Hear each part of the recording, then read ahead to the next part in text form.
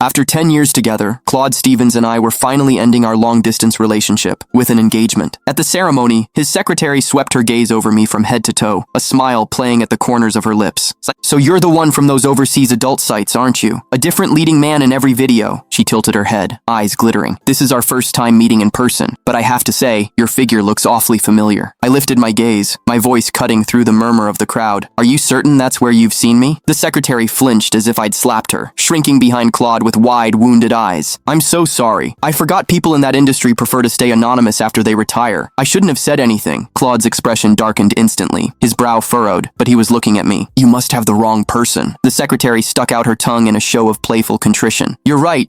My mistake. Your fiancé is far too elegant and refined to be one of those desperate attention seekers." Oh, we'd met before. I remembered her vividly, back when she'd been entertaining clients at a certain establishment overseas. A workplace injury had landed her in my hospital. I was the one who'd stitched her up. I wondered if she'd been taking the HIV medication I'd prescribed. Claude and I were the guests of honor tonight. Every eye in the room was fixed on us. The moment Emma Pruitt finished speaking, the entire banquet hall went silent. Guests exchanged knowing glances, their lips pressed together in barely concealed smirks, words hovering unspoken. A mutual friend rushed over, trying to smooth things over. "Don't be ridiculous. Candace James was studying medicine in Alderhaven. Do you have any idea how grueling that program is? She barely had time to sleep, let alone do that." Emma's glossy lips, painted in that trendy, innocent yet seductive style, curved into a pout. "But isn't that exactly the type? All those stressed-out intellectuals, blowing off steam with hookups?" She shrugged delicately. "Besides, Mr. Stevens is doing so well now, and Candace's family doesn't have money. Can you blame a girl for wanting to earn her dowry lying down?"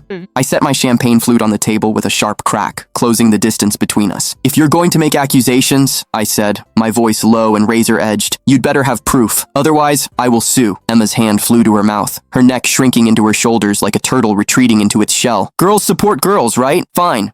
I'll stop." Claude stepped between us, gripping my arm hard enough to bruise as he pulled me back. He positioned himself in front of Emma, shielding her. "Enough. You're a grown woman. Why are you picking fights with someone fresh out of college?" Something cold slithered through my chest. I stared at the man I'd loved for a decade, unable to process what I was hearing. He seemed to realize what he'd said a beat too late. His jaw tightened, but he didn't take it back. Behind him, Emma's eyes glistened with tears, her voice small and wounded. "I'm sorry. I shouldn't have meddled." She sniffled. "Mr. Stevens is wealthy enough now. I'm sure you won't need to go back to your old work. Let's just say I was mistaken." The guests who had come to offer congratulations now looked at me with something else entirely. Contempt, disgust, amusement. Hands covered mouths as whispers spread like wildfire. Some guests had already pulled out their phones, fingers flying as they searched for my content. A woman with an overprocessed perm, some great aunt of Claude's, sidled up to Cynthia Stevens with a theatrical gasp. My, the Stevens family is certainly